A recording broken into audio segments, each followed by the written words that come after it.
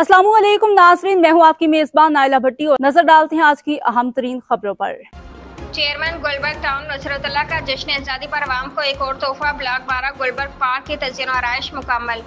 Karachi. Chairman Gulberg town नुसरतुल्लाह की जानिब से जश्न आज़ादी के मौके पर ब्लॉक 12 में वाक़िया गुलबर्ग पार्क को तज़यीन और आराइश के बाद आवाम के लिए खोल दिया गया। इफ्तिताह की तकरीब में अपोजिशन लीडर के MC सैफुद्दीन एडवोकेट ने बतौर मेहमान खुसूसी शिरकत की और रिबन काट कर पार्क का इफ्तिताह किया। तकरीब में अमीर जमात इस्लामी जिला Gulberg Kamran Siraj, UC chairman Farooq Nematullah, vice chairman Salal Qureshi और डायरेक्टर बागात नदीम हनीफ भी मौजूद थे।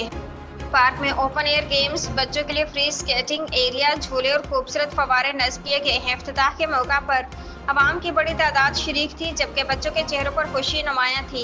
मेहमान खुसूसी सैफुद्दीन एडवोकेट ने खिताब में कहा, ये पार्क गुलबर्ग की आवाम के लिए कीमती तोहफा। एक ही पार्क में इतनी सहूलियात काबिल दीद है। सवाल ये है कि माजी में जब बल्दियाती निज़ाम मौजूद था तब ये पार्क, सड़कें और रोशनी क्यों नहीं थी।